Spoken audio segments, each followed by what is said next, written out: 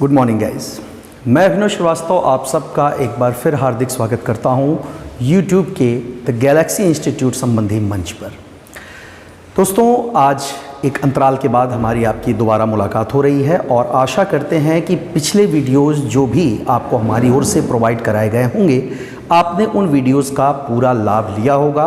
लेकिन अभी भी जो शिकायत मेरी पहले थी वो अभी भी बनी हुई है और वो ये है कि आपकी ओर से किसी भी तरह के सुझाव अभी तक हम तक नहीं पहुंच रहे हैं, यानी कि वीडियो को और बेहतर कैसे बनाया जाए, आपके लिए और क्या कंटेंट्स उसमें शामिल होने चाहिए, इससे संबंधित सुझाव का मैंने कहा था कि हमेशा स्वागत है।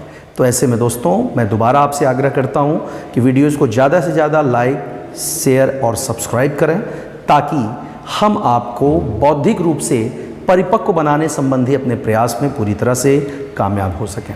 चलिए आगे बढ़ते हैं। आगे बढ़ने से पहले मैं एक बार आपसे ये ज़रूर बता देना चाहूँगा कि हम लोग दोस्तों बात कर रहे हैं इस समय सेल के बारे में, यानी कि चर्चा हो रही है इस वक्त कोशिका से संबंधित। और कोशिका संबंधी अपने वीडियोज़ में पहले के 3 वीडियोज़ मैं आपको प्रोवाइड करा चुका हूँ और पिछले 3 वीडियोज़ में जो आखिरी चर्चा हमारी आपके बीच हुई थी दोस्तों, वो चर्चा हुई थी कोशिका झिल्ली के संबंध में। कोशिका झिल्ली यानी कि इसे अंग्रेजी में हम लोग कहते हैं दोस्तों सेल मेम्ब्रेन।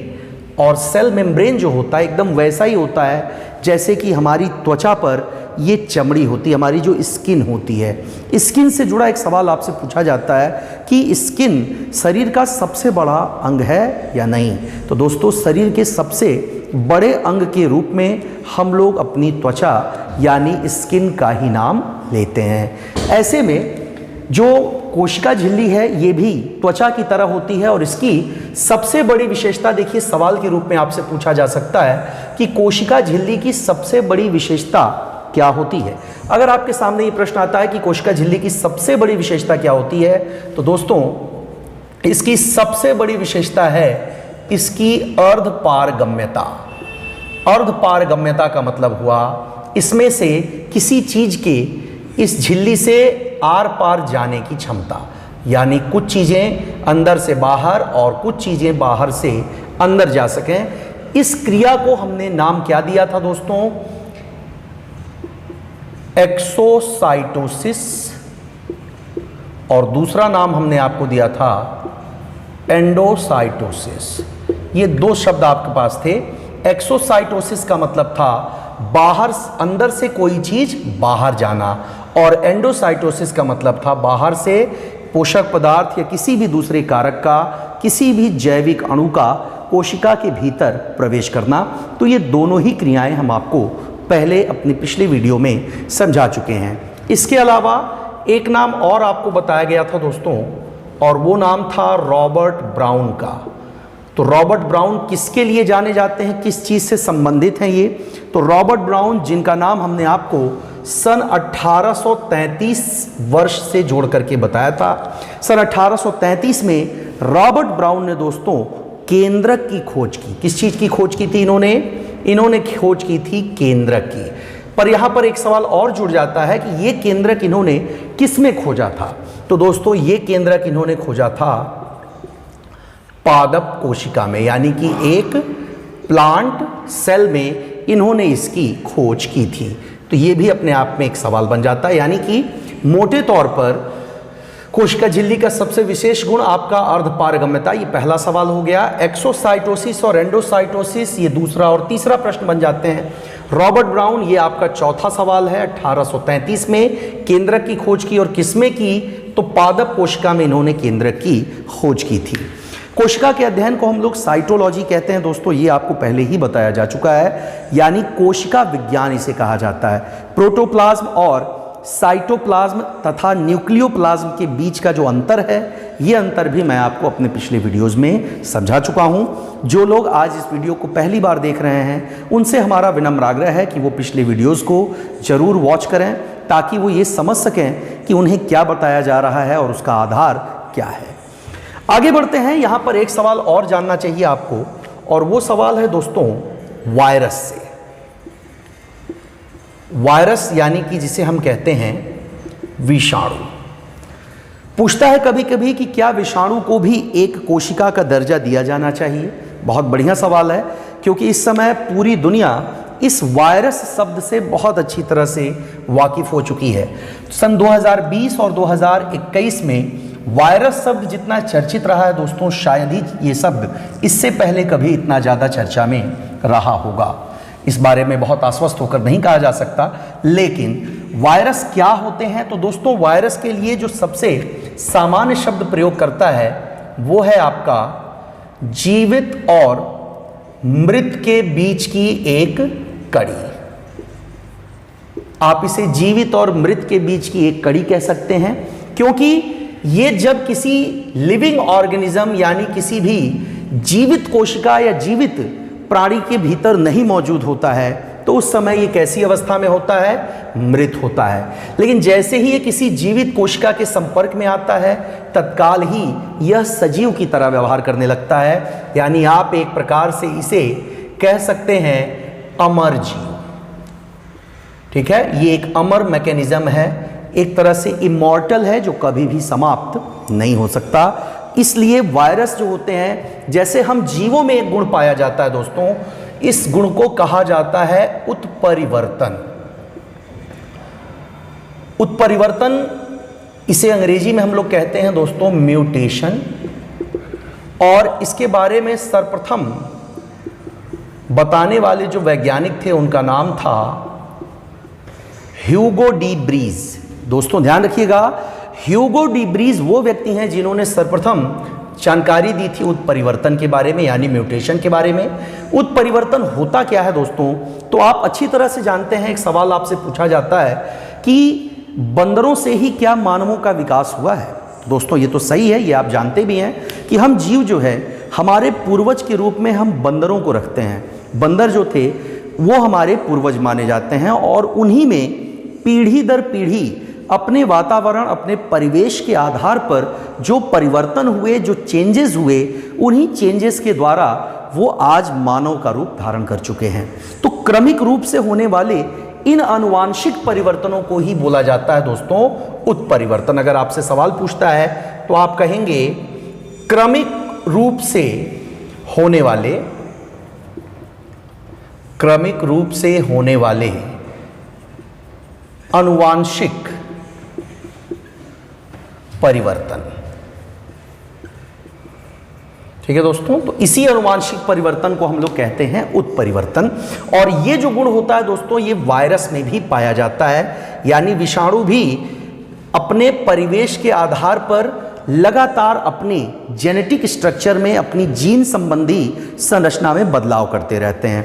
और इसीलिए आपने लगातार कोविड-19 वायरस जो पहली बार सन 2019 में देखा गया था, इस कोविड-19 वायरस में अब तक कई बार यानी 6 से भी ज़्यादा इसके वेरिएंट ऐसे मौजूद हैं जो हमारे लिए बहुत घातक हैं। तो ये वेरिएंट, ये प्रकार कैसे बने हैं? ये वेरिएंट और प्रकार बने हैं दोस्तों म्यूटेशन के द्वारा। तो ये अपने आप को म्यूटेट करता रहता है। एक सवाल और इसमें पूछा जाता है कि वायरस मतलब अर्थ क्या होता है। वैसे तो हम लोग वायरस का अर्थ जो है वो जानते हैं दोस्तों विषाणु, ये इसकी हिंदी है, लेकिन यहाँ पर प्रत्येक अक्षर अपने आप में एक प्रक्रिया को इंगित करेगा, और वो प्रक्रिया क्या है चलिए वो देख लेते हैं। इसे कहा जाता है vital information resource under seize. ठीक है दोस्तों, ये आपका वायरस का पूरा नाम है। याद रखिएगा, ये क्वेश्चन बहुत इंपॉर्टेंट है, बहुत बार ये क्वेश्चन पूछा भी जा चुका है। और वो क्वेश्चन क्या है दोस्तों, तो वायरस का पूरा नाम क्या होता है? Vital information resource under seize. ये नाम जो है हम लोग यहाँ पर इस्तेमाल करेंगे। आगे बढ़ते हैं, कोशिका के ही बारे में बात हो रही है, और ध्यान रखें कोशिका को जितना हम लोग सामान्य तौर पर समझते हैं दोस्तों, ये उतना सरल नहीं है और उतना संक्षिप्त नहीं है, क्योंकि ये जीवन की मूलभूत इकाई है। तो ऐसे में इस मूलभूत इकाई से जुड़े बहुत से ऐसे तथ्य और बहुत से ऐसे फैक्ट्स हैं जिनके बारे में हमें और आपको पढ़ने की ज़रूरत है। और इसीलिए मैं आपको इस प्लेटफॉर्म पर वो हर कंटेंट उपलब्ध कराने की कोशिश कर रहा हूँ, ताकि आपके मन में ये संभावना, ये संकोच न रह जाए कि कुछ छूट रहा है आपका। चलिए आगे देखते हैं। सेल मेम्ब्रेन के बाद जो दूसरी इंपॉर्टेंट चीज है दोस्तों, वो है आपकी सेल वॉल। सेल वॉल का मतलब होता है कोशिका भित्ति। अब भित्ति शब्द का प्रयोग हम लोग किसके लिए करते हैं दोस्तों? तो भित्ति शब्द का प्रयोग किया जाता है एक प्रकार की दीवार के लिए, ठीक है। तो एक प्रकार की दीवार यानी कि पेड़ों की जो छाल होती है, आप देखते हैं उनमें कोशिका भित्ति पाई जाती है। एक बात और यहां पर जानने की जरूरत है, एक और कोशिका भित्ति है और एक और है आपका कोशिका झिल्ली। ये दोनों शब्द जो है ये प्रयोग किए जा सकते हैं कोशिकाओं के वर्गीकरण के लिए भी। अगर कोशिका भित्ति कहेगा दोस्तों, तो कोशिका भित्ति केवल पाई जाती है पादप कोशिका में, यानी कि प्लांट सेल में पाई जाती है। लेकिन अगर कोशिका झिल्ली की बात की जाएगी तो कोशिका झिल्ली जो है आपकी जंतु कोशिका में पाई जाती है, यानी एनिमल सेल में आपकी ये कोशिका पाई जाती है। और दोनों के बीच अगर आप सामान्य वर्गीकरण देखेंगे तो जहां पर आपका पादप कोशिका का आकार कुछ इस तरह का लगभग वृत्ताकार होता है, कुछ ऐसा स्ट्रक्चर होता है, वहीं आपकी जो जंतु कोशिका होती है दोस्तों, वो जंतु कोशिका आपकी आयताकार होती है, कुछ इस तरह का स्ट्रक्चर लिए होता है। यानी दोनों के स्ट्रक्चर में अपीयरेंस के आधार पर, उनके जैसा वो दिखाई देते हैं, उसके आधार पर हम लोग पहला वर्गीकरण कर सकते हैं। इसमें जो चीज पाई जाएगी दोस्तों, वो होगी आपकी सेल वॉल, और सेल मेम्ब्रेन इसमें नहीं पाया जाता। ये बात आपको ध्यान में रखना है। इसमें जो चीज पाई जाएगी वो होगी सेल वॉल, और इसमें जो चीज होगी दोस्तों वो होगी आपकी सेल मेम्ब्रेन, यानी कोशिका झिल्ली।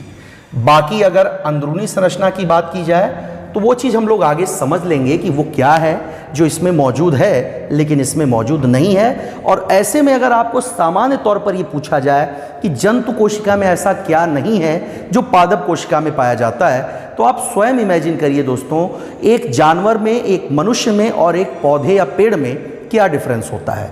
तो एक पेड़ के अंदर क्या हो सकता है जो पौधों में नहीं हो, मनुष्यों में नहीं हो सकता, या मनुष्यों में क्या होगा जो पौधों में नहीं पाया जाता। इस आधार पर भी इसकी आप एक सामान्य समझ विकसित कर सकते हैं। तो दोस्तों सबसे पहली चीज जो मैं आपसे बताने जा रहा हूं वो है यहां पर कोशिका भित्ति, यानी कि इसे हम कहते हैं सेल वॉल। देखिए सेल वॉल क्या होता है दोस्तों, तो सेल वॉल जो है ये कोशिका के बाहर पाया जाने वाला एक प्रकार का आवरण होता है। आवरण मतलब एक खोल होता है, और इसकी सबसे खास बात क्या है, इसकी कुछ विशेषताएं हैं। जैसे ये बहुत मजबूत होती है, ठीक है। इसकी जो दूसरी विशेषता है वो है इसकी फ्लेक्सिबिलिटी, यानी कि इसमें लचीलापन पाया जाता है, यानी ये काफी फ्लेक्सिबल होता है। तीसरी चीज ये परतदार होती है, ये भी आपको ध्यान में रखना है। मजबूत, लचीलापन और परतदार, ये तीन सामान्य विशेषताएं हैं इसमें। और ये करता क्या है दोस्तों, ये कोशिका को यांत्रिक दृढ़ता प्रदान करता है। यांत्रिक दृढ़ता, यांत्रिक दृढ़ता का मतलब होता है अपने इसी परतदार, लचीलेपन और मजबूती की वजह से ये पौधों को सीधा खड़ा रखने में मदद करता है। आप देखते हैं कि पौधे जो होते हैं दोस्तों वो ग्रेविटी के विपरीत दिशा में ऊपर बढ़ते हैं, ग्रेविटी या गुरुत्वाकर्षण के विपरीत ऊपर चलते हैं। तो इसका मतलब ये हुआ कि ये अपने पौधे सीधे जो खड़े रहते हैं, तो इनका सीधा खड़ा रहने का गुण ही कहलाता है दोस्तों उसकी यांत्रिक दृढ़ता। और इस यांत्रिक दृढ़ता का एक बहुत बड़ा कारण उसकी कोशिका भित्ति को माना जा सकता है। आगे अगर बढ़ें तो दूसरी चीज, यहां पर ये सभी अलग अलग जीवों में दोस्तों अलग अलग प्रकार के होते हैं। जैसे अगर वर्गीकरण किया जाए तो जीवाणु, दूसरे नंबर पर आपके कवक, ये दो नाम आप देख रहे हैं, जीवाणु, कवक। तीसरे नंबर पर आपके आते हैं शैवाल, और चौथे नंबर पर आएंगे पौधे।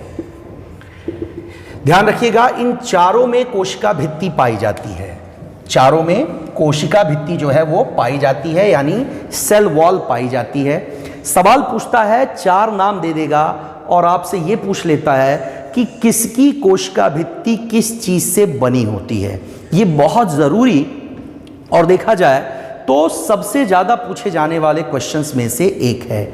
बहुत बार ये सवाल पूछा जा चुका है और ये सवाल अगर आप इसका आंसर जान लेते हैं तो ये कई तरह के क्वेश्चंस में आपकी मदद करेगा। किसी भी एग्जाम में वनडे से लेकर के अगर आप सिविल सर्विसेज तक जाते हैं तो वहां तक भी आपको इसके रिलेटेड क्वेश्चंस पूछने के मौके देखने मिलेंगे और ये क्वेश्चन वहां पर पूछे भी जाते हैं। सवाल आ रहा है कि किससे क्या बना है। तो पहला नाम देखिए, पेप्टाइडोग्लाइकेन।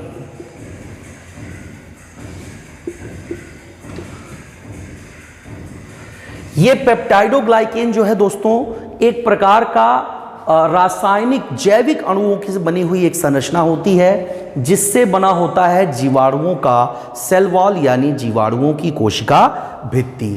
कवकों की अगर बात की जाए तो कवकों की कोशिका भित्ति बनी होती है दोस्तों ग्लूकोसामीन से, यानी इसमें ग्लूकोज के अणुओं की भी मात्रा उपस्थित होती है। ग्लूकोज के भी अणु होते हैं। ग्लूकोज का मतलब क्या हुआ, CH और O।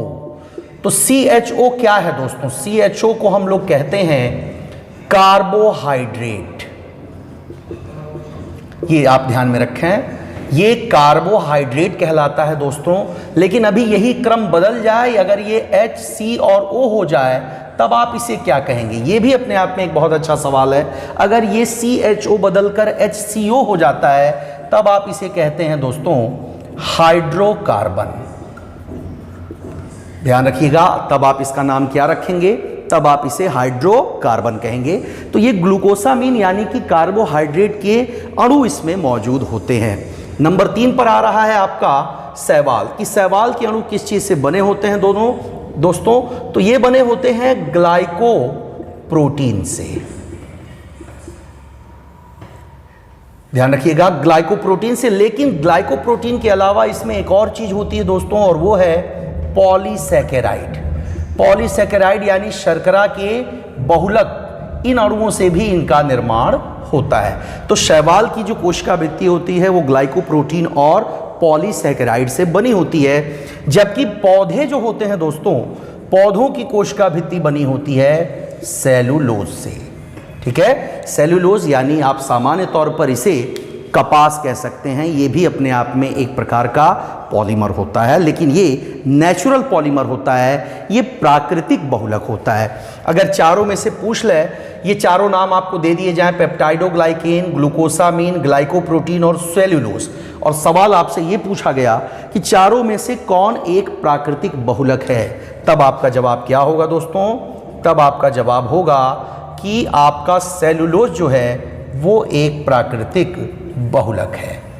ध्यान रखें, ये बहुत इंपॉर्टेंट क्वेश्चन है और हम लोग परत दर परत कोशिका को खोलने की कोशिश कर रहे हैं। बाहर से अंदर की ओर हम लोग कोशिका में प्रवेश कर रहे हैं और एक एक चीज को समझते हुए हम आगे बढ़ेंगे, ताकि मैं आपसे पहले ही कह चुका हूं कि इस चैप्टर में आपको कम से कम 100 सवाल मिलेंगे। और अगर आप इस वीडियो के पहले के 3 वीडियोस को देखें और इसको लेकर, तो आपको इतने में ही करीब 50 के आसपास सवाल मिल जाते हैं। यानी हमारा अनुमान जो 100 प्रश्नों का है ये कहीं ज़्यादा हो सकता है।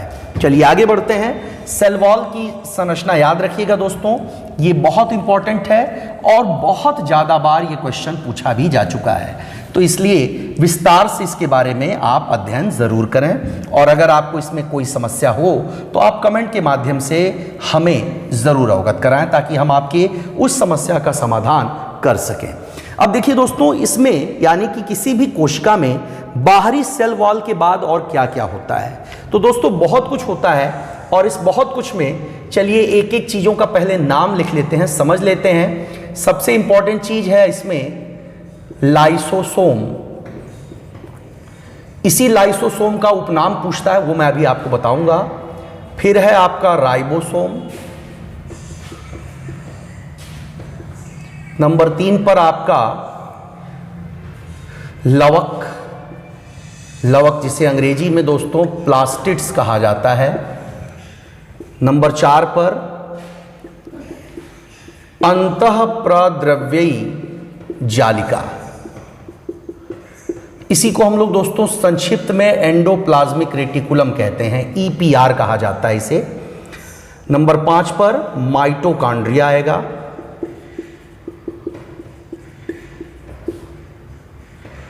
नंबर 6 पर है आपका गोल्जी बॉडी।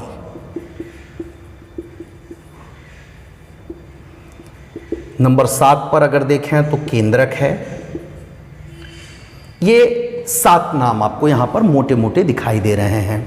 इन 7 मोटे नामों में सबसे पहला नाम आपको दिख रहा है लाइसोसोम। तो दोस्तों लाइसोसोम को कहा जाता है आत्महत्या के प्याले। ये नाम ध्यान रखिएगा। यहां पर आप जो प्रश्न देख रहे हैं ये बहुत ज्यादा चर्चित प्रश्न है। राइबोसोम जो है ये क्या करता है, तो इसके कार्य के आधार पर इसका नामकरण किया गया है। इसे हम कहते हैं प्रोटीन की फैक्ट्री, ये नाम इसे दिया जाता है। लवक को हम लोग कोशिका का रसोई घर कहते हैं। ये ध्यान रखिएगा, कोशिका का रसोई घर जो है वो लवक को कहा जाता है। अंतः प्रद्रव्यी जालिका एंडोप्लाज्मिक रेटिकुलम, ये दोस्तों 2 तरह का होता है, एस और आर। एस मतलब होता है स्मूथ यानी चिकना, और आर मतलब होगा रफ यानी कि खुरदरा। तो ये 2 तरह का होता है। इसका काम क्या है? दरअसल जो प्रोटीन संश्लेषित होता है राइबोसोम के द्वारा, ये प्रोटीन कहाँ स्टोर होता है, कहाँ भंडारित होता है, अगर ये क्वेश्चन आया तब आपका जवाब होगा अंतःप्रद्रव्यी जालिका में। तो आप यहाँ कह सकते हैं ये है आपका प्रोटीन का भंडार गृह, ये नाम आप इसके लिए इस्तेमाल कर सकते हैं। माइटोकॉन्ड्रिया नाम आप शायद अच्छी तरह से परिचित हैं। इसे हम कोशिका का पावर हाउस कहते हैं। ठीक है, कोशिका का पावर हाउस कहा जाता है दोस्तों। गोल्जी बॉडी जो है, गोल्जी बॉडी को हम लोग कोशिका का यातायात प्रबंधक की संज्ञा देते हैं। ठीक है, ये आगे मैं स्पष्ट करूंगा कि ऐसा क्यों कहा जा रहा है। और केंद्रक की बात की जाए तो केंद्रक जो आप देख रहे हैं, केंद्रक को कहते हैं कोशिका का मस्तिष्क। तो ये 7 मोटे अंग हैं कोशिका से रिलेटेड, और उनके बारे में मैंने यहाँ पर आपको उनका उपनाम जो है बताने की कोशिश की है।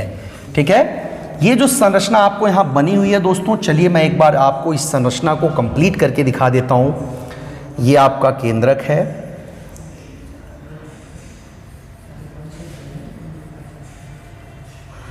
ये कुछ इस तरह का स्ट्रक्चर होता है इसका। ये आपकी माइटोकॉन्ड्रिया की संरचना आप देख रहे हैं जगह जगह पर।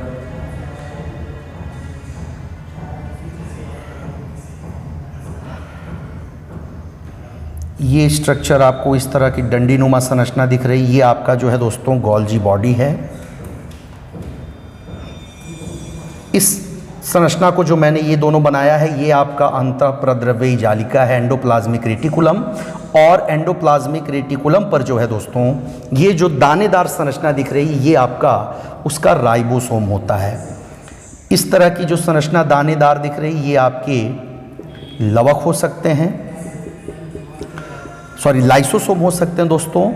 लवक जो है इसके आपको इस तरह के दिखेंगे, कुछ इस तरह की संरचना लवकों की होगी। बाकी केंद्र के भीतर केंद्रिका है, ये तो आप अच्छी तरह से जानते ही हैं। चलिए एक बार नामकरण कर देते हैं। सेल वॉल, ये आपका कोशिका भित्ति है दोस्तों। ये आपका एंडोप्लाज्मिक रेटिकुलम नाम देख रहे हैं आप। ये जो है आपका माइटोकॉन्ड्रिया है। ये आपका जो आपको दिखाई दे रहा है, ये है दोस्तों गोल्जी बॉडी या गोल्जी काय हम इसे कहते हैं। ये उभरी हुई जो संरचना इस पर दिख रही, ये है आपका राइबोसोम। ठीक है, और ये दानेदार जो संरचनाएं हैं, ये है लाइसोसोम। और जो ये संरचना आपको दिख रही है दोस्तों, ये वाली, इसे हम कहेंगे प्लास्टिड्स। प्लास्टिड्स यानी कि लवक। तो ये एक संक्षिप्त फोटो है, एक संक्षिप्त तस्वीर है, और मुझे पूरा विश्वास है दोस्तों कि जो लोग भी इस समय मेरे साथ मौजूद हैं, जो लोग भी इस वीडियो को देख रहे हैं, उन्होंने ज़रूर कोशिका की संरचना को देखा और समझा होगा और उसे समझने की कोशिश उन्होंने ज़रूर की होगी। तो चलिए अब हम लोग एक एक पॉइंट की बात करेंगे और सबसे पहले हम उठाएंगे कोशिका के सबसे केंद्रीय भाग को, यानी कि उसके केंद्रक को। और आप अच्छी तरह से इस बात से वाकिफ़ हैं कि केंद्रक जो है दोस्तों, कोई भी काम अगर आपके शरीर के द्वारा किया जा रहा है तो उसका नियंत्रण आपका मस्तिष्क करता है, क्योंकि आपका मस्तिष्क ही आपके शरीर की सभी प्रकार की जैविक और रासायनिक या जैव रासायनिक अथवा भौतिक गतिविधियों के लिए जिम्मेदार है। ठीक उसी तरह से कोशिका का केंद्रक, जो कि उसका मस्तिष्क कहलाता है, जिसे हम कोशिका के मस्तिष्क की उपाधि देते हैं, यही कोशिका में होने वाली सभी जैव रासायनिक क्रियाओं का कंट्रोल करता है, संपादन करता है। उसके अलावा केंद्रक के भीतर ही मौजूद होता है दोस्तों उसका क्रोमोसोम। क्रोमोसोम जिसे हम लोग गुणसूत्र कहते हैं, या जिसे आपने शिक्षा मनोविज्ञान आदि की भाषा में पित्रैक नाम दिया होगा, सुना होगा उसके बारे में, तो वो भी यहाँ पर मौजूद होता है। इसी क्रोमोसोम में होते हैं दोस्तों डीएनए और आरएनए।